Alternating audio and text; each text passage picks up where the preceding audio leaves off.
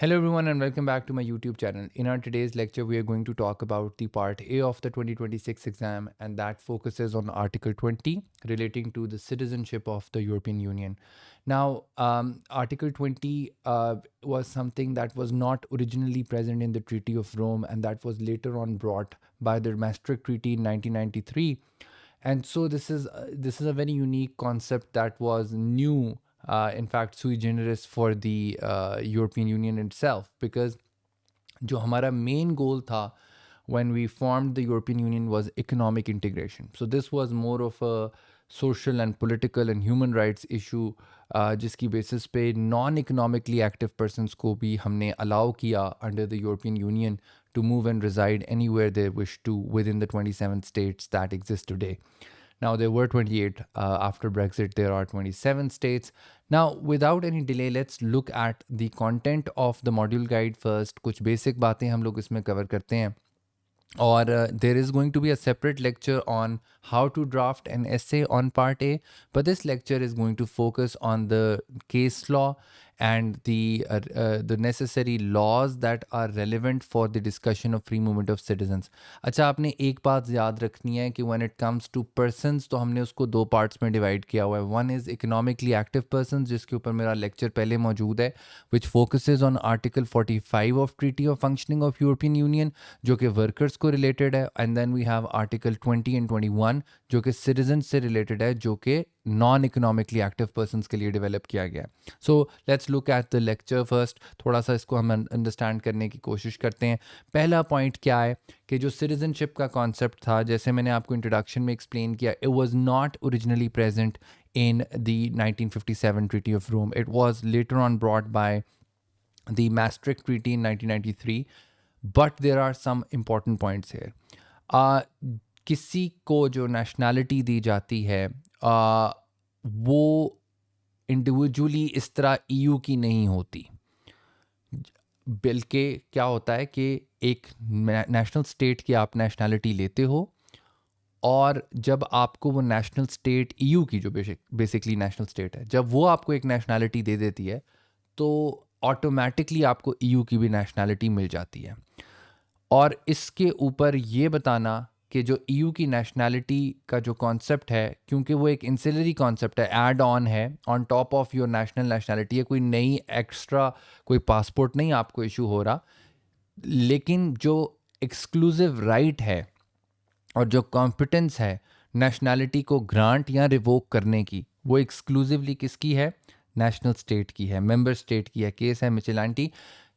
बड़ा important point है, students अक्सर इस पॉइंट को मिस कर जाते हैं कि जो नेशनल स्टेट है ये उसका इख्तियार है कि वो किसको नेशनैलिटी देता है या ग्रांट करता है. लेकिन जिनको रॉटमैन के केस के मुताबिक कोर्ट ने कैटेगोरिकली कहा हुआ है कि नेशनैलिटी को देते या रिवोक करते वक्त इख्तियार या जो राइट है वो तो स्टेट का है, लेकिन स्टेट की जिम्मेदारी है कि वो EU लॉ का जो जर्नल प्रिंसिपल्स हैं उनको ड्यू इफ़ेक्ट दे और उनका ख्याल रखे. अब वो जर्नल प्रिंसिपल्स क्या हैं? प्रिंसिपल ऑफ प्रोपोर्शनैलिटी, यानी कि जब भी कोई स्टेट, कोई रियासत किसी को नेशनैलिटी दे रही है या रिवोक कर रही है, तो उसने अपनी कॉम्पिटेंस का इख्तियार करते हुए प्रोपोर्शनेटली आपको ये चीज़ ग्रांट करनी है या रिवोक करनी है. सो ये बड़ा एक इम्पॉर्टेंट पॉइंट था जो जिनको रॉटमैन केस के अंदर इस्टेब्लिश हुआ है. और इसी तरह अगर हम आगे देखते हैं तो part 2 of the TFEU deals with the area of citizenship. So जो इसका आर्टिकल 20 सब आर्टिकल 2 है वो सिटीजनशिप से रिलेटेड है. Provisions include article 18, 20 and 21. सो जब हम सिटीजन्स की बात करते हैं तो हमने तीन बातें जहन में रखनी होती हैं. सो पहली बात होती है हमारी with regards to equal treatment, जो आर्टिकल 18 में बताई गई है. आर्टिकल 18 क्या कहता है? आर्टिकल 18 ये कहता है कि किसी भी बंदे को नेशनैलिटी की बेसिस पे डिस्क्रिमिनेट नहीं करना, किसी भी बंदे को नेशनैलिटी की बेसिस पे डिस्क्रिमिनेट नहीं करना. तो जब भी हम फ्री मूवमेंट ऑफ सिटीजन्स की बात करते हैं तो हम आर्टिकल 20 के साथ आर्टिकल 18 को भी रीड करते हैं, और यही वो आर्टिकल है जिसकी वजह से कोर्ट ऑफ जस्टिस ने एक बड़ी एक्सपेंसिव अप्रोच रखी है और कोशिश की है कि वो मैक्सिमम फंडामेंटल राइट्स को प्रोटेक्ट करें. अच्छा, इसी से आगे चलते जाएँ तो हमारे पास जो सिटीज़नशिप का कॉन्सेप्ट है, उसमें जो मेन ट्रीटी आर्टिकल हमें देखना है, वो article 20 of treaty of functioning of European union है। और यही आर्टिकल, ये मैं इसलिए पूरा आपके साथ गो थ्रू करूँगा बिकॉज़ इसी आर्टिकल के ऊपर आपका एक्चुअल क्वेश्चन बेस करेगा। सो आर्टिकल 20 की ज़रा लैंग्वेज को देखते हैं। सबसे पहले आप नोटिस करें तो आर्टिकल 20 का जो फर्स्ट पार्ट है वो सिटीज़नशिप को इस्टैब्लिश कर रहा है। वो कह रहा है citizenship of the union is hereby established. Every person holding the nationality of the member state shall be the citizen of the union. Citizenship of the union shall be additional and not replace the national citizenship. तो एक बात categorically article 20 ने clear कर दी है कि जो national citizenship है ये मेयरली इसको ऐड ऑन कर रही है, कोई नई चीज़ नहीं है। अगर आप किसी भी स्टेट के नेशनल हो, ऑटोमेटिकली आप ईयू के भी नेशनल हो जाते हो। अब इसका जो आर्टिकल 20 सब आर्टिकल 2 का पार्ट है वो आगे और इंटरेस्टिंग है। वो ये कहता है the citizen of the union shall enjoy the same rights and subjects of the duties provided for the treaties they shall have inter alia. अब क्या राइट्स हैं? सबसे पहले right to move and reside freely within the territory of the member states. तो हर citizen of the union को ये इजाज़त है कि वो बगैर किसी रुकावट के मूव कर सकता है, विदाउट एनी रिस्ट्रिक्शन मूव कर सकता है, subject to the law of course, because there is a condition. वो आगे जाके मैं आपको Bombast versus secretary of state के अंदर एक्सप्लेन करूँगा कि वो क्या रिक्वायरमेंट है। बट मेन पॉइंट आपने ये जहन में रखना है कि विदाउट एनी रिस्ट्रिक्शन वो जाके मूव कर सकता है और रह सकता है, रिजाइड कर सकता है। उसके बाद दूसरा उसका राइट क्या है कि वो इलेक्शंस में खड़ा हो सकता है, पार्लियामेंट के इलेक्शंस में आ सकता है, वो वोट दे सकता है। और इस पॉइंट के ऊपर आर्टिकल 20 सब आर्टिकल 2B के ऊपर भी एक अभी रिसेंट केसेस हैं जो मैंने इंक्लूड किए हैं इस लेक्चर में। इसी तरह हमारे पास जो तीसरी चीज़ है वो right to enjoy the diplomatic access.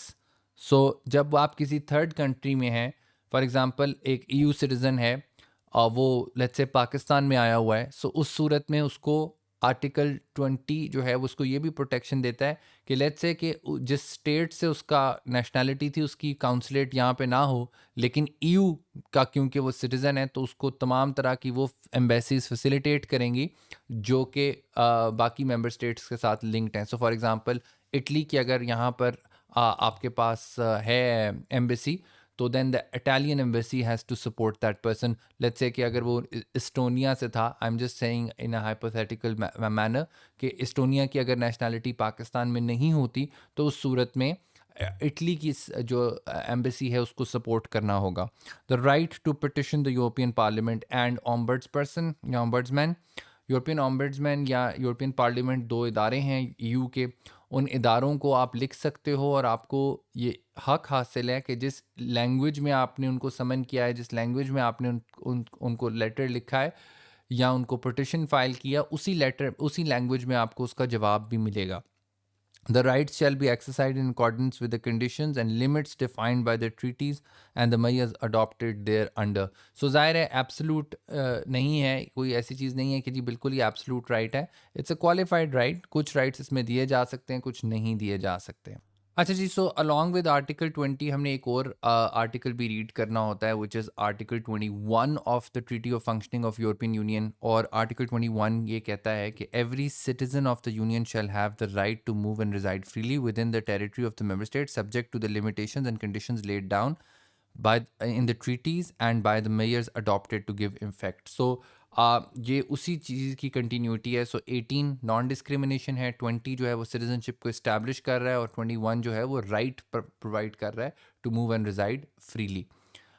इसी तरह अगर हम अब थोड़ा सा, बिकॉज हमने आर्टिकल 20 को कंसिडर कर लिया, अब हम कुछ पॉइंट समझते हैं with regards to part A before we look at the case law and how the examiner has dealt this area with.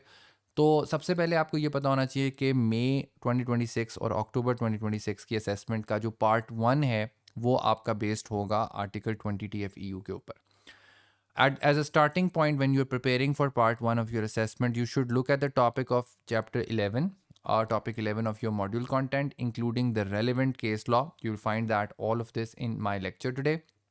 You'll also find it useful to refer to the Citizen Directive 2004/38। अब अगर आपने workers का topic पढ़ा होगा तो आपको उसमें पता है कि सिटीजन डायरेक्टिव जो है 2004/38, इसको हमने बैक एंड फोर्थ वर्कर्स के लिए भी डिस्कस किया था, और यहाँ पर भी इसकी बड़ी इंपॉर्टेंट सिग्निफिकेंस है कि फैमिली मेम्बर्स कौन हैं, कौन लोग मूव कर सकते हैं आपके साथ, और ये बहुत से राइट्स की एक्सप्लेनेशन प्रोवाइड कर रहा है. It is advisable to access the commentary. अब ये पॉइंट जो है ये मैं अगले एक लेक्चर में कवर करूँगा. कमेंट्री क्या होती है? For example journal articles. तो इससे रिलेटेड जो आपका मटेरियल है बुक से, जर्नल आर्टिकल्स का एकेडमिक व्यूज़ क्या हैं आर्टिकल 20 के ऊपर, वो सारे उस लेक्चर में आएंगे जिसमें मैं आपको ये सिखाऊंगा how to draft an essay on part A for the year 2026. This will help you develop your analysis of application, merits and criticisms of the article. अच्छा, यहाँ पर जो आर्टिकल का वर्ड यूज़ हो रहा है आपने ये थोड़ा सा ख्याल करना है. अक्सर स्टूडेंट्स इस आर्टिकल को इस आर्टिकल के साथ कंफ्यूज कर रहे होंगे. भाई यहाँ पर आर्टिकल 20 की जिक्र हो रहा है, so we are talking about article 20 here we are talking about the journal articles. तो ये कंफ्यूज नहीं करना आपने इस पॉइंट को. अच्छा जी, अब करना क्या है? सो आपने जी पढ़ लिया, मॉड्यूल कंटेंट भी पढ़ लिया, आपने डायरेक्टिव भी पढ़ लिया, और आपने कुछ जर्नल आर्टिकल्स को भी देख लिया. But what questions you should be looking at when you are reading all of this material. तो सबसे पहले तो आपको ये पता होना चाहिए what this article is about, what it is, its purpose, and how does it fit within the wider context and aims of the EU. अब इसके आगे सवालिया निशान है, बिकॉज ये बड़ा रेलिवेंट क्वेश्चन है कि यार जो गोल्स ऑफ द EU थे, क्या ये उसके अंदर फॉल करता है कि सिटीजनशिप का कॉन्सेप्ट जो आपने ले लिया है, जो आपने अडॉप्ट कर लिया है. How has the article been applied? क्या आर्टिकल किस तरह से अप्लाई हो रहा है, कोर्ट्स किस तरह इसको देख रही हैं, स्टेट्स को क्या रिजेंटमेंट है इस पर, क्या कोई रिजर्वेशन तो नहीं है स्टेट्स की. Has the court taken a wide or narrow approach on its application? I feel personally, this is my opinion, that this question, that question number 2 that you just saw, this one will actually be in some shape or form in the exam. Because ये commonly आता था कि जो article 20 की development है उसमें court ने अब एक नैरो अप्रोच अडॉप्ट कर ली है, इसको क्रिटिकली डिस्कस करें, और इसके ऊपर केस लॉस थे. लेकिन आप देखोगे कि अभी जो रीसेंट अमेंडमेंट्स, या जो अमेंडमेंट्स तो नहीं, मुझे कहना चाहिए रीसेंट जो डेवलपमेंट्स हुई हैं with regards to the ECJ's decision in several different cases that I am going to discuss today, आप देखोगे कि दोबारा से मुझे पर्सनली ये फील हो रहा है कि पोस्ट ब्रेग्जिट जूरिस्प्रूडेंस जो बनी है EU की, उसमें एक काफ़ी wide aspect of protecting fundamental rights हैं, wide aspect of principle of proportionality हमें नज़र आएगा, और वो आज की इसमें डिबेट में वो शामिल हैं सारी चीज़ें. इसी तरह एक और question, what cases are particularly relevant to the development of law in this area, are there any criticisms of the article and the way it has been applied, how might any criticism be addressed. लोगों के criticisms क्या हैं, academics के criticisms क्या हैं, इसी के अलावा क्या कोई मेंबर स्टेट्स की रिजेंटमेंट्स हैं, वो सारी हमने यहाँ पे शामिल करनी है. In the examination you will be required to answer a compulsory question essay form relating to article 20. So एक बात तो क्लियर हो गई भाई, it's not a multiple part question, जो मोस्ट स्टूडेंट्स को गलती लगती है. जिस तरह टॉट का आपको पता है मल्टीपल पार्ट क्वेश्चन होता है, प्रॉपर्टी का मल्टीपल पार्ट क्वेश्चन होता है, बट EU का फिक्स्ड एसे क्वेश्चन होगा आर्टिकल 20 के ऊपर, और इन एरियाज़ को कवर करेगा कि क्या इस आर्टिकल के क्या क्रिटिसिजम्स हैं, किस तरह से ये क्रिटिसिज्म एड्रेस हो सकते हैं आपके ख्याल से, क्या ये आर्टिकल वाइडली अप्लाई किया गया है, वाइडली से मुताबिक, यानी क्या कोर्ट ऑफ जस्टिस ने इसको एक वाइडर मीनिंग दिया है या इसका नैरो मीनिंग रख रही है कोर्ट. सो ये सारी बातचीत जो है that will be discussed in this particular lecture. Now when we talk about the citizenship concept, मैंने पहले भी ये वर्ड यूज़ किया था, मैं दोबारा यहाँ पर रिपीट कर रहा हूँ कि ये जो कॉन्सेप्ट है आर्टिकल 20 का, ये एक नया कॉन्सेप्ट था. इट इज़ अ सुई जेनरस कॉन्सेप्ट, बिकॉज ये एक ऐसी सिटीजनशिप है that is above the national citizenship, और ये उसी की बेसिस के ऊपर स्टैंड कर रही होती है. But and when it comes to free movement of citizenship, it says that the free movement articles in EU have evolved from narrow, economically focused market rules into a broader right centered on individuals as people, not just economic actors. Now, this is a very important line. And जो मैंने आपके सामने पिछली slide के ऊपर एक questions रखे थे, ये लाइन उसका एक परफेक्ट इंट्रोडक्शन बनती है कि जनाब जो EU का जो ओरिजिनल मकसद था, जिसमें जो राइट्स थे वो बड़े इकोनॉमिकली फोकस थे, जिसमें गुड्स था, वर्कर्स था, सर्विसेज एंड इस्टेब्लिशमेंट्स था, बट अब आर्टिकल 20 के बाद से it is more people centric, it is not economic actors only that is to be given political and social rights. though the CJEU, through the CJEU jurisprudence and the introduction of EU citizenship, these rights now include social and ancillary protection alongside the economic freedoms. This chapter examines the rights of the EU citizens to move and reside in another member state and the right they enjoy there and the limits on those rights with economic aspects addressed separately. Thus, the concept of EU citizenship was introduced by the Maastricht Treaty. Article 20 gives definition of the citizenship set out in the rights protected under Article 9. So Article 9 अब ज़रा आप observe करें, ये तो बाकी ये दो points तो हमने पहले भी कवर कर लिए हुए थे, बट अगर आप आर्टिकल 9 TEU को देखें, अब TEU क्या है? ट्रीटी ऑफ यूरोपियन यूनियन, जिसको मैस्ट्रिक्ट ट्रीटी भी कहते हैं, वो कहता है every national of the member state shall be the citizen of the union. Citizenship of the union shall be additional and not replace the national citizenship. यानी ये उसको रिप्लेस नहीं कर रही, ये एडिशनल चीज़ है जो आपको ग्रांट हो रही है, राइट? अच्छा, अब जो एलिमेंट है नए केसेस का, पर्टिकुलरली जेको रॉटमैन के केस से मैं आगे उसको एड्रेस करना स्टार्ट करूँगा. जेको रॉटमैन के केस ने एक बात की थी कि जब भी किसी को नेशनैलिटी नेशनल स्टेट ग्रांट कर रही होती है या रिवोक कर रही होती है, तो उस सूरत में उसने नेशनैलिटी को देते या रिवोक करते हुए प्रिंसिपल ऑफ प्रोपोर्शनैलिटी का बहुत ज़्यादा ख्याल रखना है. इसके ऊपर काफ़ी ज़्यादा नया केस लॉ है. Let's look at these cases. Now, the first case that we are going to consider is Jebi's 2019. National law can have provisions under certain conditions for the loss by operation of law the nationality of that member state. So, यहाँ पर court of justice ये कह रही है कि national law के अंदर ऐसी रिस्ट्रिक्शंस हो सकती हैं, ऐसा कानून बन सकता है जिसके अंदर ये लिखा हो कि किसी नेशनैलिटी किस तरह से रिवोक की जा सकती है. However, the national authority must consider the consequence of that loss and that the nationality with reference to the principles of proportionality. So court ने दोबारा इस पॉइंट को रीट्रेट किया है कि बेशक आपने लॉ कानून साजी कर ली है, लॉ आपने बना लिया है, लेकिन आपने ये ख्याल करना है कि ये लॉ जो है क्या आया ये प्रोपोर्शनैलिटी को प्रिंसिपल को फॉलो कर रहा है कि नहीं कर रहा. अच्छा, मैं यहाँ पर एक पॉइंट क्लियर कर दूँ. वो व्यूअर्स, वो स्टूडेंट्स जो पहली दफ़ा प्रोपोर्शनैलिटी के कॉन्सेप्ट को सुन रहे हैं, यानी अगर उन्होंने कोई और फंडामेंटल फ्रीडम नहीं पढ़ा, लाइक गुड्स को नहीं पढ़ा, सर्विसेज को नहीं पढ़ा, which is you should start from there. आपका पहला चैप्टर 6 आता है, गुड्स का आता है, आपको वो पढ़ना चाहिए. उसके बाद फिर सर्विसेज एंड एस्टैब्लिशमेंट का आता है. बट अगर आपको प्रोपोर्शनैलिटी का नहीं पता, तो सिंपल वर्ड्स में मैं आपको बता देता हूँ. प्रोपोर्शनैलिटी का मतलब होता है कि क्या उस चीज़ को करने का कोई इससे आसान तरीका था, क्या इससे कम सख्त मैयर लेके आप वही टारगेट अचीव कर सकते थे, क्या, इन अदर वर्ड्स अंग्रेज़ी में हम इसको कहेंगे, was there any less restrictive mean available to achieve the same target. अगर वो था तो आपका मैयर जो है वो हद से ज़्यादा है. प्रोपोर्शनैलिटी को हम मुनासिबत कहते हैं सिंपल वर्ड्स में, कि कितना मुनासिब है, क्या ये इकदाम मुनासिब इकदाम है या ये हद से ज़्यादा बढ़ रहा है. सो अगर तो वो मुनासिब कब होता है, जब उस एक चीज़ को करने को, फॉर एग्ज़ाम्पल आपको उस लॉ को बनाने का सबसे बेहतर तरीका ही यही होता, या उस रिस्ट्रिक्शन को लगाने का यही और रास्ता था, इसके अलावा और कोई ऑप्शन नहीं थी. हम आगे जाएंगे, हम एक केस को देखेंगे नेक्स्ट स्लाइड के ऊपर, जिसके अंदर प्रोपोर्शनैलिटी को भी कोर्ट ने एड्रेस किया हुआ है. इसी तरह वाइनियर का केस है, जिसके अंदर 2022 का ये भी रीसेंट केस है. The court of justice held that Austria's withdrawal of the assurance fell within the EU law because it resulted in JY's involuntary loss of EU citizenship and the rights attach under article 20. अब यहाँ पर क्या होता है कि there was this lady, जो she was originally an Estonian national. She moved to Austria where she applied for the nationality of the Austrian state.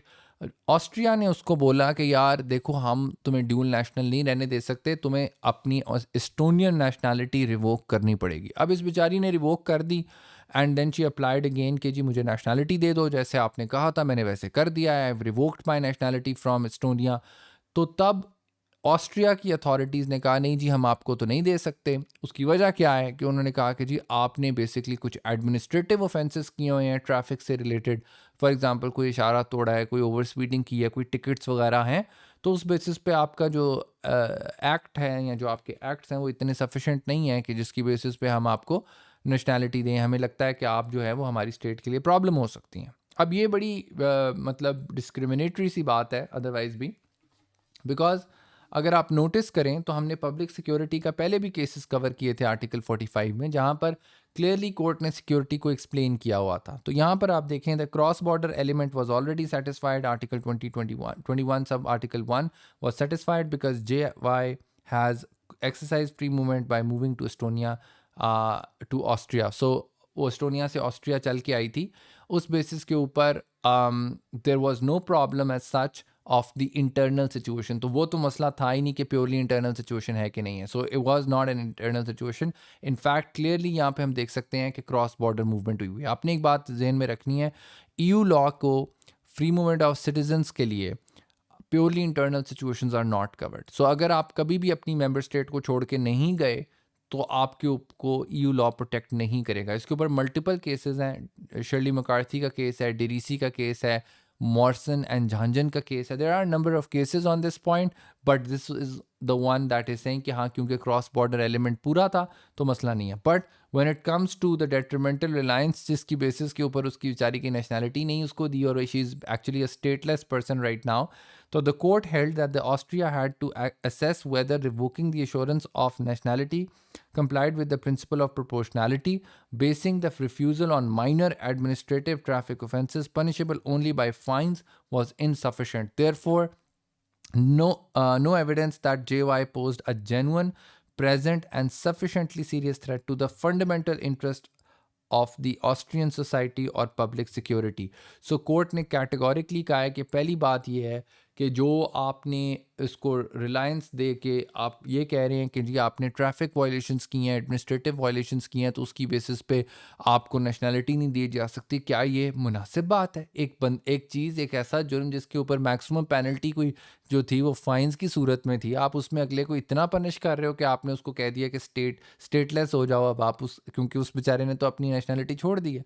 तो अदालत ने दोबारा से उस लॉ को रिपीट किया है जो पब्लिक सिक्योरिटी के लिए है, और वो आर वर्सेस पियर के अंदर था, ओलिवरी के अंदर था, और लैंड बेडन के केस के अंदर था। और वो क्या है कि अगर आपने पब्लिक सिक्योरिटी का कोई क्लेम लेना होता है तो उसके अंदर sufficiently serious, present and genuine threat to the interest of the society होना चाहिए, तब आपके एक्शंस को पब्लिक सिक्योरिटी के ख़िलाफ़ समझा जाता है। तो ना तो ये पब्लिक सिक्योरिटी का मसला था, और इस बेसिस पे आप जब किसी को नेशनैलिटी रिवोक कर रहे हैं या उसको दे ही नहीं रहे, रिवोक तो नहीं कर रहे, टेक्निकली दे नहीं रहे, इस बेसिस पे, हालांकि मैंने आपको क्या बताया, मिचेलांटी के केस में मैंने आपको बताया कि किसका इख्तियार है, नेशनल स्टेट का इख्तियार है, उसकी एक्सक्लूसिव कॉम्पिटेंस है कि वो किसको नेशनैलिटी देता है या नहीं देता। लेकिन कोर्ट ने दो केसेस में, जेबीस में और दूसरा केस हमारे पास ये जो वाइनर वाला है, दोनों केसेस के अंदर कोर्ट ने कैटेगोरिक कहा है कि हम तब भी देखेंगे कि आया प्रोपोर्शनैलिटी को इस्टेब्लिश किया जा रहा है या नहीं किया जा रहा, कि जब किसी की नेशनैलिटी दी या रिवोक की जा रही है। Alright, so now we gonna talk about basically the conditions for proportionality. हमने दोनों केसेस में जो प्रीवियसली अभी कवर किए हैं, जेबीस का और वाइनियर का, उन दोनों के अंदर एक बात बार बार कोर्ट ने डिस्कस की है कि हम नेशनल अथॉरिटीज़ या नेशनल स्टेट की ज़िम्मेदारी है कि जब भी वो लॉ को इंटरप्रेट कर रहे होंगे रिगार्डिंग दी रेवोकेशन और ग्रांटिंग ऑफ द नेशनैलिटी, तो उन्होंने प्रिंसिपल ऑफ प्रोपोर्शनैलिटी का ख्याल रखना है। इसी पॉइंट के ऊपर 2023 का एक लेटेस्ट केस है, and that is called X 2023, जिसमें क्या था कि there was a girl who was whose mother was basically Danish, वो डेनमार्क से थी, और फादर जो थे वो he was holding dual nationality of Denmark and US। Now जो चाइल्ड थी, she was obviously because of the mother, she was a Danish national and she applied to retain her Danish nationality. She was informed that she lost the nationality, and according to the Danish law, a person born abroad who has never lived in Denmark loses their Danish nationality at the age of 22. So basically क्या था कि Denmark में एक कानून था जो ये कह रहा था कि अगर कोई शख्स डेनमार्क में रहा ही नहीं है और उसको नेशनैलिटी बाहर पैदा होकर मिली हुई है, तो 22 साल की उम्र तक, तो 22 ईयर्स तक तो वो रख सकता है, 22 के बाद उसकी नेशनैलिटी ख़त्म हो जाएगी। The court had to consider that, in principle, the national legislation at stake was in line with the EU law. However, if losing the Danish nationality also entails EU citizenship, authorities must be able to examine whether that loss of nationality is proportionate or not. तो पहला point तो court ने categorically कहा है कि भाई national authorities को ये इख्तियार हासिल है कि वो ऐसा कानून बना सकते हैं जिसके अंदर कंडीशंस लगाई जा सकती हैं कि नेशनलिटी किसको मिलेगी, किसको नहीं मिलेगी, या कब रिवोक हो जाएगी। तो ये जो 22 साल की उम्र का जो कंडीशन थी, ये बिल्कुल जायज़ है। लेकिन साथ ही उन्होंने कहा कि ज़ाहिर है किसी की नेशनैलिटी को रिवोक करने से उसकी ईयू की नेशनैलिटी भी चली जाएगी। तो उस सूरत में लाज़िम है कि हम उसको प्रोपोर्शनैलिटी के साथ चेक करें कि क्या आया ये चीज़ प्रोपोर्शनेटली हुई है या नहीं हुई। इसके ऊपर फिर कोर्ट ने एड्रेस किया है वो पॉइंट जो हमें काफ़ी देर से क्लियर नहीं हो रहा कि what is meant by proportionality. तो कोर्ट ने कहा है कि when considering the proportionality the following conditions need to be met in order to measure to be considered as proportionate. So ये 3 कंडीशंस हैं कोर्ट ने हमें बता दी हैं कि when it comes to citizenship हमने प्रोपोर्शनैलिटी को गेज करने के लिए ये चीज़ें देखनी है। सबसे पहले क्या हमने ये देखना है कि the person concern must be given the opportunity to lodge within reasonable time an application for retroactive retention और रिकवरी ऑफ नेशनैलिटी। क्या उस बंदे को ये इन्फॉर्म किया गया है, क्या उसको ये अपॉर्चुनिटी दी गई है कि आप कोई एप्लीकेशन दे दें, कोई लॉन्च करें एप्लीकेशन रीज़नेबल टाइम के अंदर कि भाई आपको आपकी जो नेशनलिटी है वो रेट्रोएक्टिवली तरीके से कैंसिल ना की जाए या वो रिकवर हो सके। दूसरा, क्या अथॉरिटीज़ ने इन्फॉर्म किया था उस बंदे को कि क्या कॉन्सिक्वेंस होंगे आपकी नेशनलिटी लूज़ होने के, और कि आपकी नेशनलिटी लूज़ होने से ऑटोमेटिकली ईयू की नेशनलिटी भी लूज़ हो जाएगी। तो यानी आप इन अदर वर्ड समझ लें कि आपको नोटिस भी देना है और आपको इन्फॉर्म करना है about the consequences that the loss of nationality will entail with it. तीसरा वो कहता है that the authorities should be able to conduct an assessment. अब ये बड़ी इंपॉर्टेंट पॉइंट है, इसको मैं अंडरलाइन कर देता हूँ। कंडक्ट एन असेसमेंट यानी उन्होंने एक असेसमेंट कंडक्ट करनी है of the loss of nationality in context of the application by the person concerned and the documents they are showing। तो उसकी assessment किसने करनी है कि जब कोई शख्स की नेशनैलिटी ख़त्म हो रही हो तो उसके ऊपर एक डिटेल असेसमेंट नेशनल अथॉरिटीज़ का काम है करना, इस कॉन्टेक्स्ट में कि जो डॉक्यूमेंट्स वो दिखा रहा है बगैर उसको सुने, बगैर उनको देखे उसने कोई असेसमेंट नहीं करनी। उन डॉक्यूमेंट्स को सामने रखना है, उन डॉक्यूमेंट्स को देख के अल्टीमेटली एक फ़ैसला करना है कि यार इसकी नेशनैलिटी। फॉर एग्जांपल मैं आपको प्रैक्टिकल इसको एग्जांपल दे देता हूँ कि अगर एक बंदा है जो 22 ईयर्स से ऊपर चला गया है, लाइक, बट उसको 23rd ईयर में नोटिस मिला कि जी आपकी नेशनैलिटी ख़त्म हो सकती है या जा रही है या चली गई है, तो उस सूरत में अगर उसने पहले कोई ईमेल्स की हुई थी या उसका आपस में कोई कांटेक्ट था विद द अथॉरिटीज़, तो वो ईमेल्स भी टेक इनटू अकाउंट होंगी because that is a conducting an assessment, right. So ये तमाम चीज़ें मुनासबत के लिए ज़रूरी हैं कि सबसे पहले आपको एक मौका दिया जाए लॉज एंड इंक्वायरी करने का। दूसरा, आपको इन्फॉर्म किया जाए क्या कॉन्सिक्वेंसेज होंगे। तीसरा, अपनी जो इदारे हैं उन्होंने असेसमेंट करनी है और तमाम डॉक्यूमेंट्स को देख के अल्टीमेटली उन्होंने असेसमेंट करनी है, तमाम शवाहिद को सामने रख के। इसी तरह स्टारडेट का केस है बड़ा इंटरेस्टिंग 2024 का। इसमें कोर्ट ने कैटेगोरिकली कहा है कि भाई अगर कोई शख्स वॉलंटरली तौर पर, वॉलंटरी यानी अपनी मर्जी से, कोई ऐसी मुल्क की नेशनैलिटी अप्लाई करता है जहां से आपकी ईयू की नेशनैलिटी ख़त्म हो जाएगी। ईयू किस तरह ख़त्म होगी कि आपकी let's say you are applying for New Zealand nationality which is a third country not part of EU, और वहाँ की कंडीशन होती आई एम सेइंग है नहीं, मुझे नहीं पता, I am not sure, but assuming कि वहाँ की कंडीशन होती है कि वहाँ पे आप ड्यूल नेशनल नहीं हो सकते, तो उस सूरत में न्यूजीलैंड की जो अथॉरिटीज़ हैं वो इसको कहती हैं कि आप अपनी फ़्रेंच नेशनैलिटी छोड़ें। अगर कोई बंदा जानबूझ के अपनी फ़्रेंच नेशनैलिटी छोड़ता है तो कोई मसला नहीं है, उसको हक है, वो छोड़ सकता है, लेकिन उसके साथ उसको ये पता होना चाहिए कि नेशनैलिटी भी जाएगी। उसकी रीज़न क्या है कि कोर्ट कहती है the court considered it legitimate for the member state to wish to protect special relationship of solidarity and in good faith with its national and also the reciprocity of rights and duties which form the bedrock of the bond of nationality।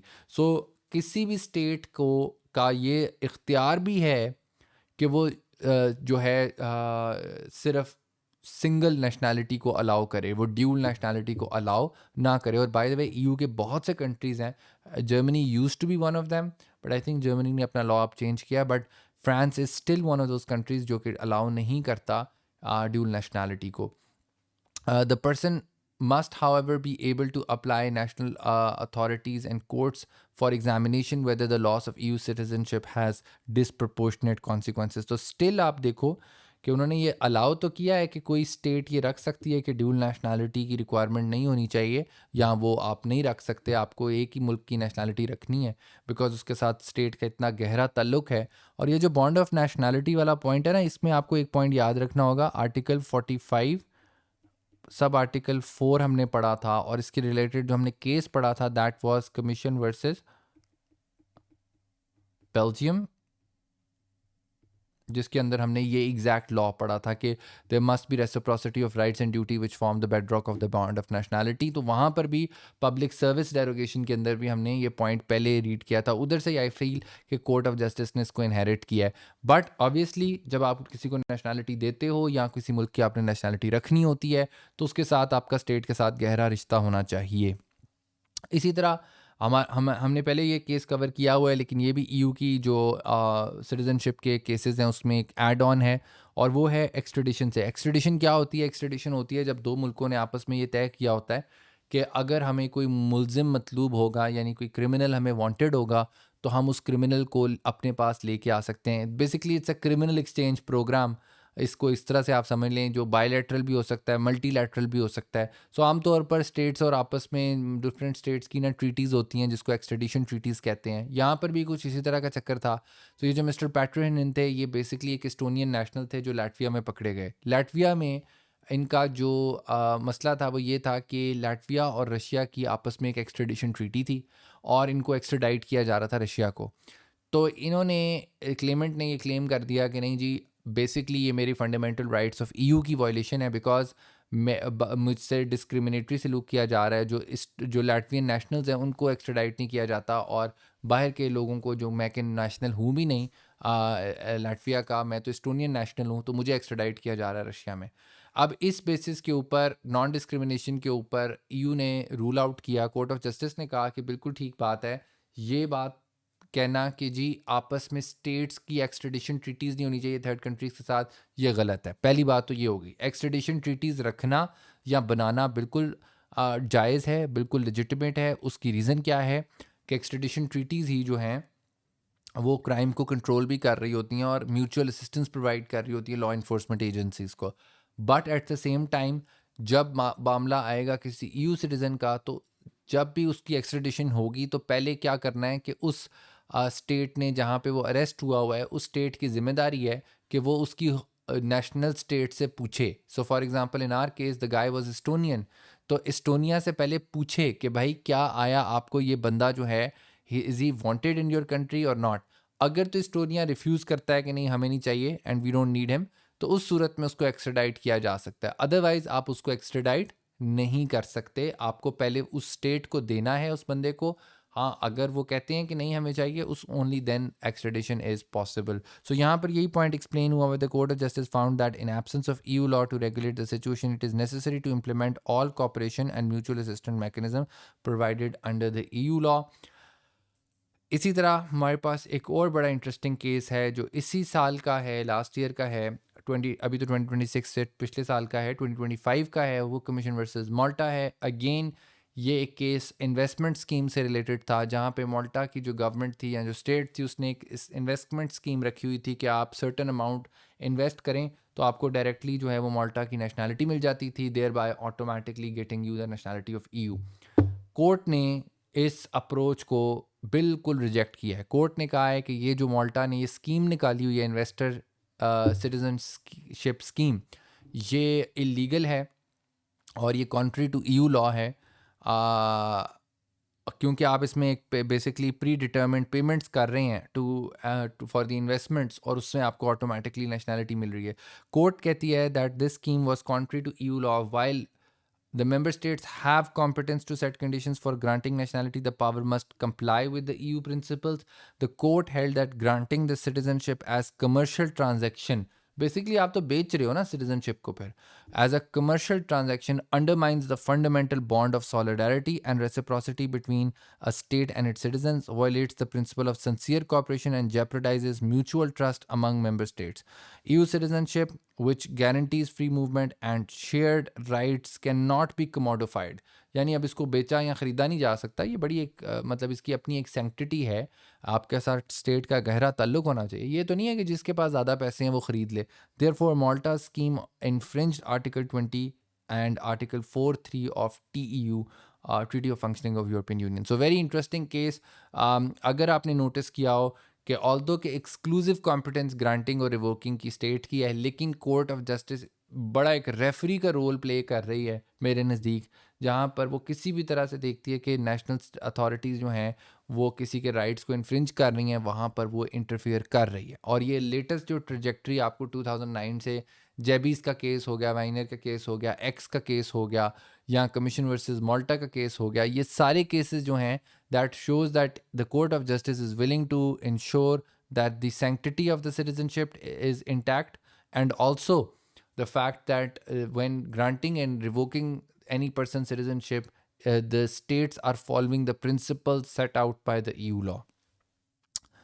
अच्छा, इसी तरह दो fundamental rights के ऊपर केसेस और हैं। First case is Mirin Mirin Mirin 2024 के अंदर एक देयर वाज अ पर्सन जिसने अपना बेसिकली जेंडर और नेम चेंज कराना था।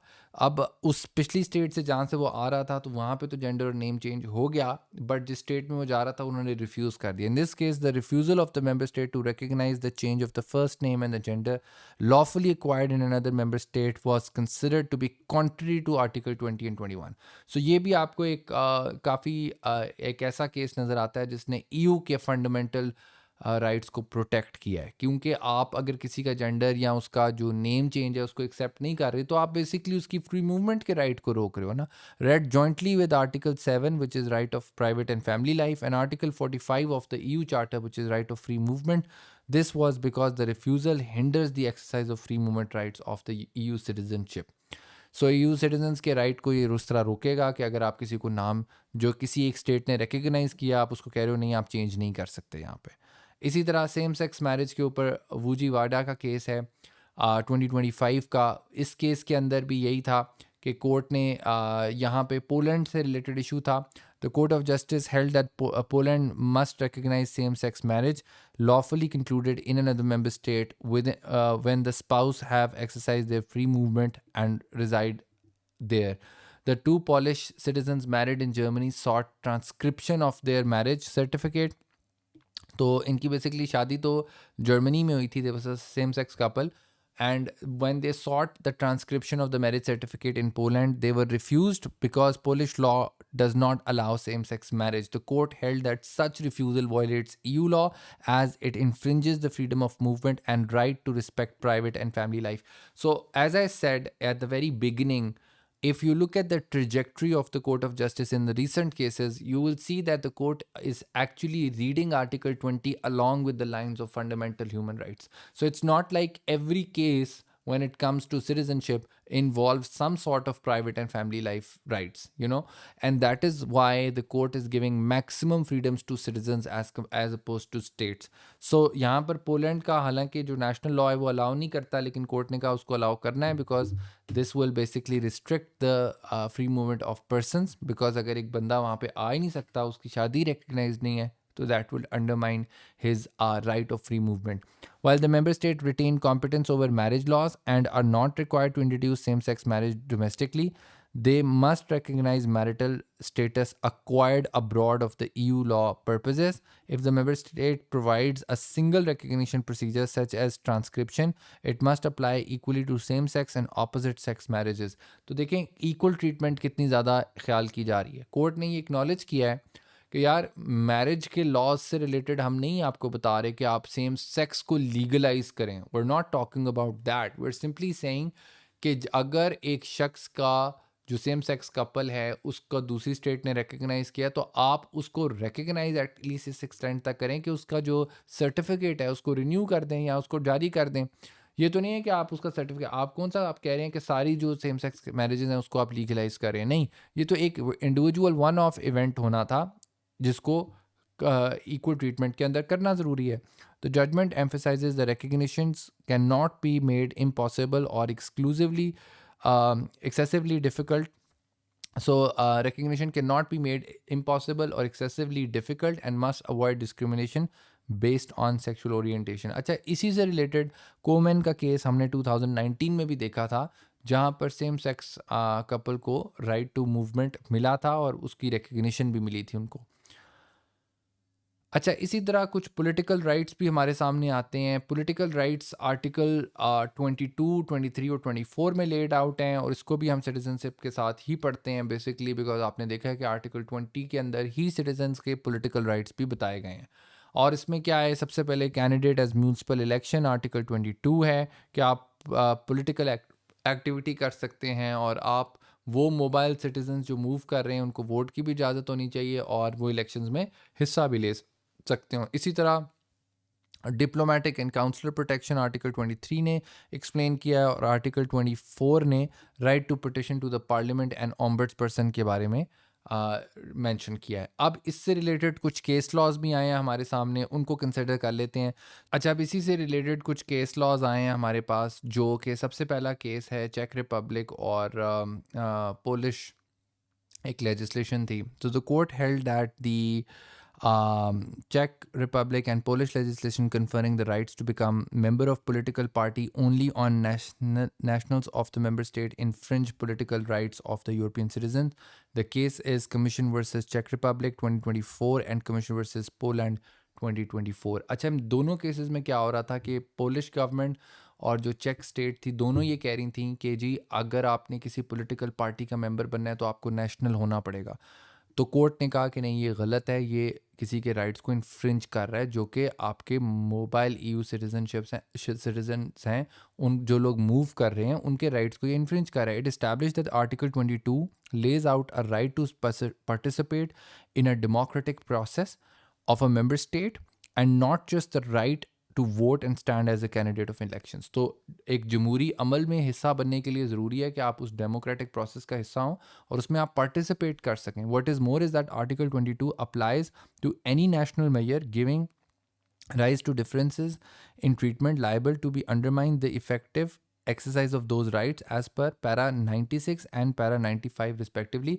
The court determined that the EU citizens who exercise their free movement rights are now residing in member states of which they are not nationals must be able to exercise effectively their electoral rights in municipal and EU elections. तो court ने categorically कह दिया है कि यार जो लोग अब इस वक्त ईयू के सिटीजन्स हैं और वो अपनी स्टेट में नहीं रह रहे, जिस नेशनल स्टेट में नहीं हैं, उनको जब वो दूसरी स्टेट में मूव करके जाते हैं तो उनको एग्जैक्टली वही राइट्स मिलने चाहिए, बिकॉज उनको म्यूनसिपल इलेक्शंस में भी वोट करने का हक होना चाहिए और यूरोपियन इलेक्शंस में भी वोट करने का हक होना चाहिए.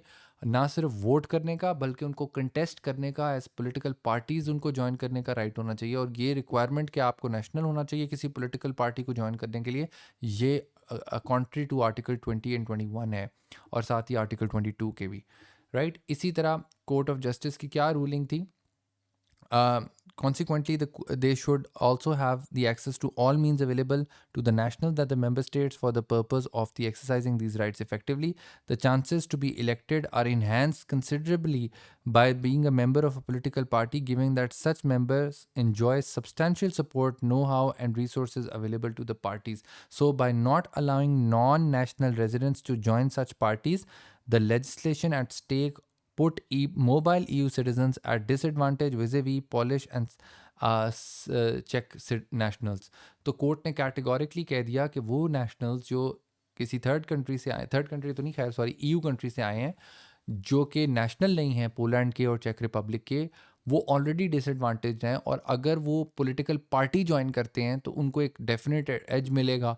अगर वो एज लूज़ होता है तो that is a problematic thing. जाहिर सी बात है, वो एक डिफरेंट टेरिटरी में है, तो उनको भी ये एटलीस्ट फेयर प्ले मिलना चाहिए कि वो भी इलेक्शंस को प्रॉपरली कंटेस्ट कर सकें. तो ये रिक्वायरमेंट कि जी आपने नेशनल होना है उस कंट्री का in order to join the political party, ये कॉन्ट्री टू आर्टिकल 20, 21, 22 है, राइट.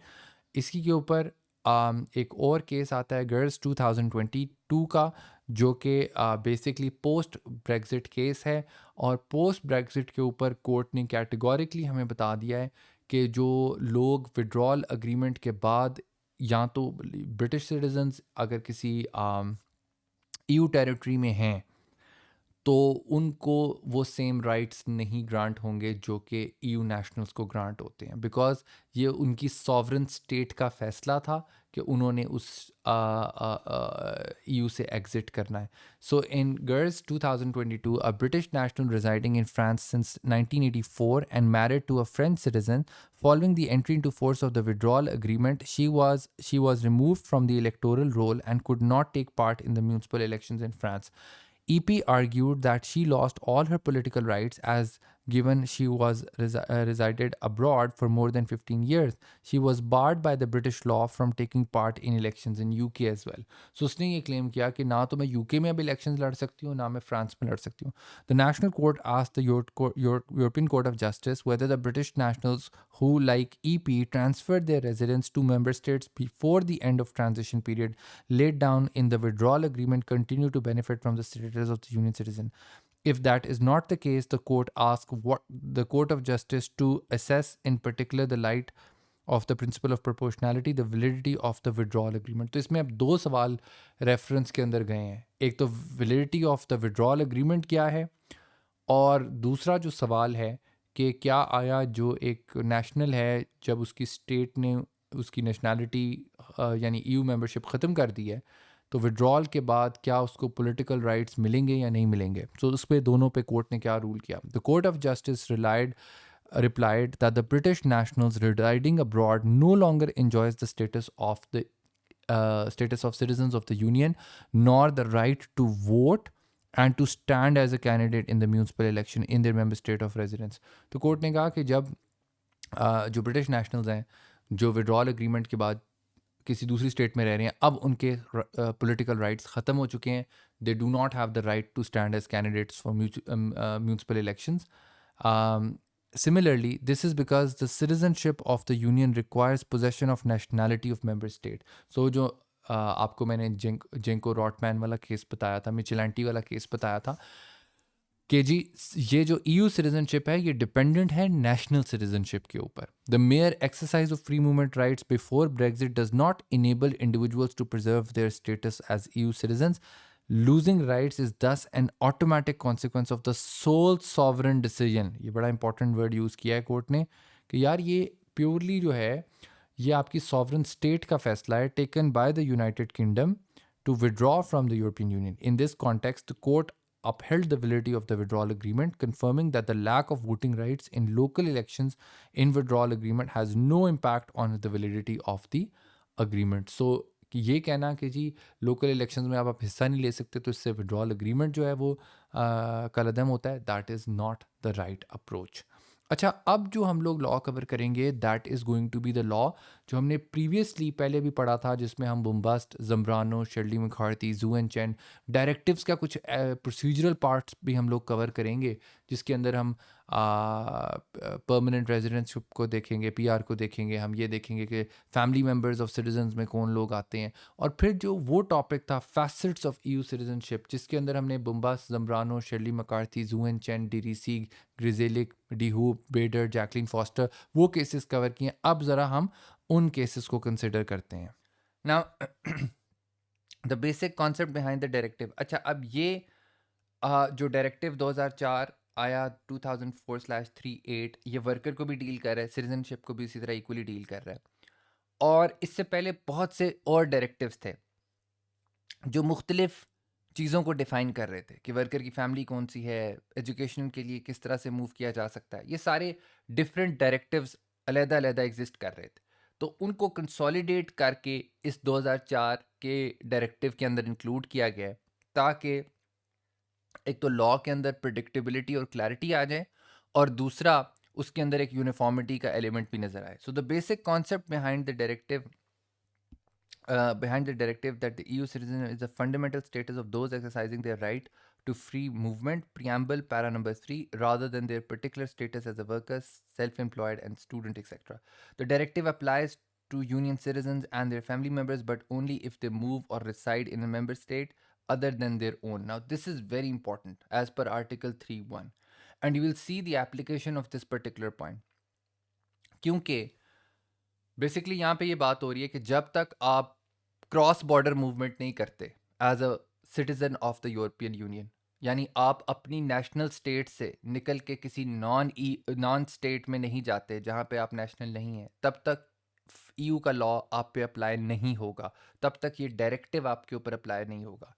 इसका मतलब सिंपल वर्ड्स में ये है कि citizenship does not cover purely internal situations. So अगर आप आर्टिकल 21, 20 और 18 में अपना कोई क्लेम लेके आना चाहते हो, तो उसके लिए लाजमी है कि आप किसी ऐसी स्टेट में मूव करो जहाँ के आप नेशनल नहीं हो। The authority on this is Morson and Jhanjan from 1982, which states that purely internal situations are not covered under Article 20 and 21. अच्छा, फिर इसी डायरेक्टिव के अंदर फैमिली मेम्बर्स का जिक्र है। हमने कुछ हद तक वर्कर्स के तौर पर ये कवर किया था, जिसमें आर्टिकल 2 जो है that defines the family members that are covered under the directive. It includes the spouse under 22A। It also talks about registered partnerships but only where such is recognized by the relevant law of the state in which you are moving as per article 22B. Cohabitees, people who are living with you, so it could be a long standing relationship where parties are not married per se, but they have been in a relationship together. So article 32B talks about it, but it does not specify that what are the criterias. Although article 32B says that the partner with whom the union citizen has a durable relationship duly attested, it is not clarified what is meant by these two things. What is the meaning of duly attested? Who is going to attest it? And what is the meaning of the word durable relationship? What kind of relationship would be considered durable in such circumstances? So it's a very ambiguous article because there has not been a case law in this area. So कोई clarity नहीं है हमारे पास कि कोहिबिटी को कितनी देर रहना है और किससे ये अटेस्टेशन करानी है कि आपस में वो जी इकट्ठे रह रहे थे। अच्छा, इसी तरह जो रेजिडेंस परमिट की रिक्वायरमेंट है वो प्रिटी मच ख़त्म हो चुकी है। रेजिडेंस परमिट की अब रिक्वायरमेंट उस तरह से एग्जिस्ट नहीं करती, लेकिन 2004 के डायरेक्टिव ने ये बात तो ज़रूर कर दी है कि अगर आपका स्पाउस या आपका family member non EU national है तो और वो 3 महीने से ज़्यादा उस स्टेट में रहना चाहता है तो उसको रेजिडेंस परमिट बनवाना होगा। So EU migrants no longer required to obtain a residence permit in order to reside in a member state. The permit lies in the treaty itself.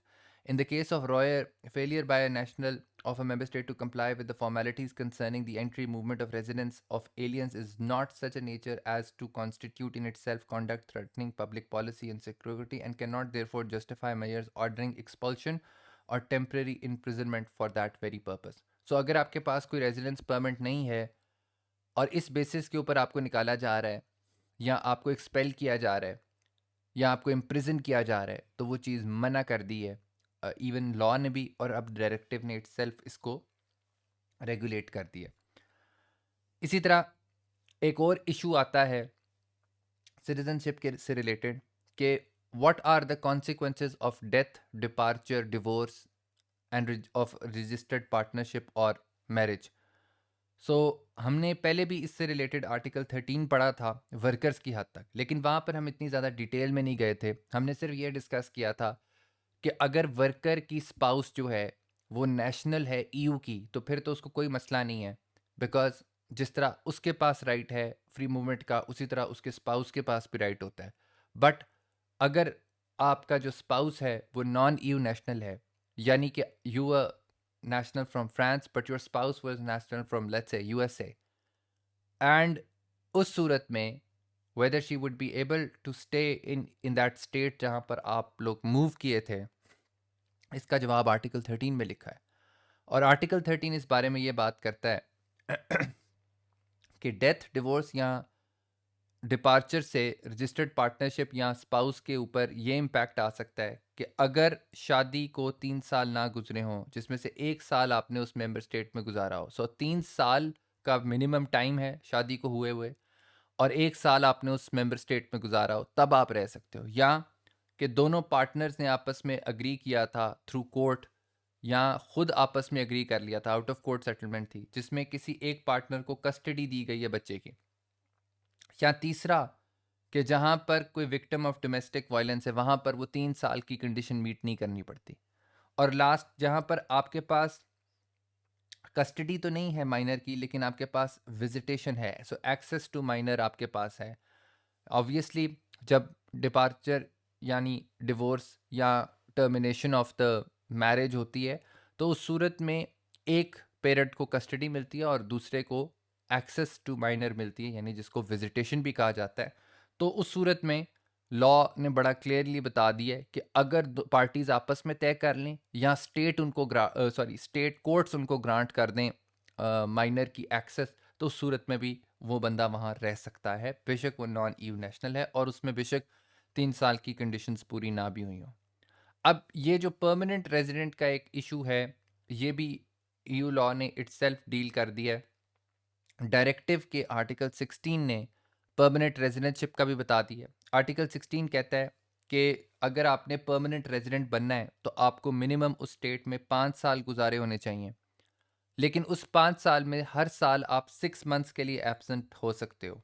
तो ये एक उन्होंने कंडीशन दी हुई है, लेकिन उसकी भी एक्सेप्शंस हैं। और वो एक्सेप्शन क्या है कि अगर आप मेडिकल रीज़न या आप एजुकेशनल रीज़न की वजह से मूव कर रहे हो तो उसमें बेशक आपका गैप 6 मंथ से ज़्यादा भी आ जाए तो तब भी आपकी जो क्लॉक है वो स्टॉप नहीं होती और आपका टाइम चलता रहता है। जहाँ पर आप रोक के जाएंगे वहाँ वापस आएंगे तो वहाँ से ही कंटिन्यू स्टार्ट हो जाएगा।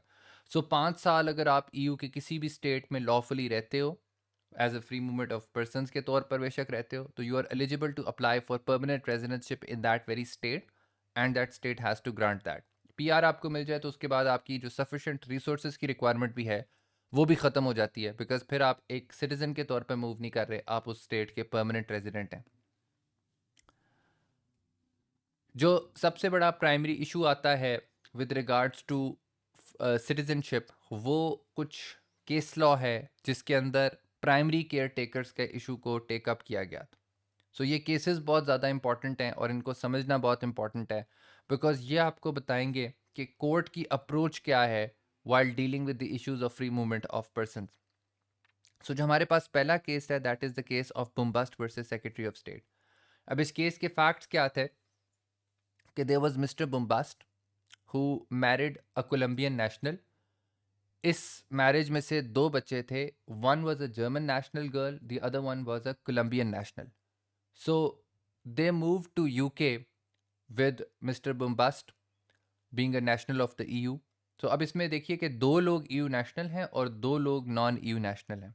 तो ये एज अ फैमिली मूव करते हैं, यूके में जाते हैं। पहले मिस्टर बुम्बास्ट एज अ वर्कर कुछ देर काम करते हैं, फिर सेल्फ एम्प्लॉयड रहते हैं, यानी सर्विसेज के तौर पर वो काम कर रहे होते हैं। और उसके बाद इवेंचुअली क्या होता है कि ही मूव्स टू चाइना, जो कि नॉन ईयू स्टेट है, वहाँ चले जाते हैं। लेकिन इनकी फैमिली जो है वो पीछे ही रहती है, यानी इनकी बेटियाँ और इनकी जो स्पाउस है, इनकी वाइफ जो है वो पीछे ही यूके में रहती हैं। अब उनका जब रेजिडेंस परमिट वगैरह का जो डॉक्यूमेंट था वो एक्सपायर हो रहा था, तो उन्होंने होम ऑफिस के पास अप्लाई किया कि जी हमारे 2 बच्चों का और मेरा ये जो परमिट है इसको रिन्यू कर दिया जाए। होम ऑफिस ने इनकी एप्लीकेशन रिजेक्ट कर दी और कहा कि जिस क्वालिफाइड पर्सन के साथ आप मूव की थी वो अब क्योंकि इस स्टेट में नहीं है तो you don't have the right to stay here, और इस वजह से हम आपका परमिट रिन्यू नहीं कर देते। ये मैटर ईसीजे के पास जाता है, जहां पर ईसीजे ने कैटेगोरिकली कहा कि because of the right of that girl who is a EU national, the primary care taker is allowed to stay with that girl. Because जाहिर है हम इसको इस वक्त उस बच्चे के राइट की बेसिस पे देख रहे हैं कि जो बच्चा जिसने अपना फ्री मूवमेंट ऑफ पर्सन का राइट एक्सरसाइज किया है और उसके साथ उसका हक है कि primary care taker should be allowed to reside in the member state as per article 8 of the ECHR which is right to private and family life. तो उसी बेसिस के ऊपर जो सेकेंड चाइल्ड है जो कि EU का नेशनल नहीं था, उसको भी उसी बेसिस के ऊपर right of private and family life की बुनियाद के ऊपर अलाउ किया गया कि वो भी वहाँ रह सकती है। अब इसी दौरान मिस्टर बुम्बास्ट चाइना से वापस आ चुके हुए थे और इनको भी कहा गया कि आप जो है एज अ सिटीज़न यहाँ पर नहीं रह सकते। लॉजिक यूके का ये दिया गया कि he was not a qualified person. अब उन्होंने कहा कि क्यों भाई क्वालिफाइड पर्सन क्यों नहीं है? उन्होंने कहा you don't have sufficient resources, which is the minimum requirement for Article 20 and 21. जैसे मैंने आपको पहले बताया कि आर्टिकल 20 एंड 21 जो है उसकी एक कंडीशन अटैच्ड है कि आपके पास सफिशिएंट रिसोर्सेज होने चाहिए। तो अब मिस्टर बम्बास्ट के पास हेल्थ इंश्योरेंस तो थी जर्मनी की, लेकिन यूके का क्लेम ये था कि ये हेल्थ इंश्योरेंस जो है वो इनकी इमरजेंसी सर्विसेज कवर नहीं करती। तो इसके ऊपर कोर्ट के सामने मैटर दोबारा जाता है ईसीजे के सामने, और ईसीजे ने दोबारा कहा कि देखें जो रिक्वायरमेंट है सफिशेंट रिसोर्सेज की, ये ना सिर्फ रीजनेबल होनी चाहिए बल्कि प्रोपोर्शनेट भी होनी चाहिए। सो ये कोई मुनासिब बात नहीं है कि आप कह रहे हैं कि उसकी इमरजेंसी services कवर नहीं है। The fact that he has health insurance is more than sufficient in itself, it's enough that he qualifies for sufficient resources requirement. इसी तरह अगर हम अगला केस देखें तो that is the case of जू एंड चेन, जो कि अगेन प्राइमरी केयर टेकर्स का केस है। इस केस में एक चाइनीज़ कपल था जो वन कपल वन चाइल्ड की पॉलिसी को इस्केप करने के लिए चाइना से यूके में आया। वहाँ से ये नॉर्दर्न आइलैंड गए और नॉर्दर्न आइलैंड में they had their second child. और यहाँ पर भी दोबारा इशू ये राइज हो गया कि अब जो फैमिली थी उस बच्ची के अलावा जो यहाँ पे पैदा हुई थी उसके अलावा सारे नॉन ईयू नेशनल थे। बट कोर्ट ने कहा कि हमारे लिए ये मैटर नहीं करता कि पेरेंट्स की स्टेट ऑफ माइंड या उनका ऑब्जेक्टिव क्या था, उनके मोटिव्स क्या थे, कि वो किस वजह से यहाँ पर आए हैं। What is relevant is that there is a child who is an EU national और उसको हक है कि वो अपने प्राइमरी केयर टेकर्स के साथ ईयू के अंदर रह सकती है अंडर आर्टिकल 20 एंड 21। तो ये भी आप देख रहे हैं कि प्राइमरी केयर टेकर्स के ऊपर कोर्ट ने एक एक्स्ट्रा कॉशियस अप्रोच अडॉप्ट की हुई है। इसी तरह जो थर्ड केस है इसमें वो जम्ब्रानो का केस है। यहाँ पर एक जो कपल था, they were coming from Colombia and they entered in Belgium. वहाँ पर इन्होंने अजाइलम की एप्लीकेशन मेक की और वो अजाइलम की एप्लीकेशन रिजेक्ट हो गई।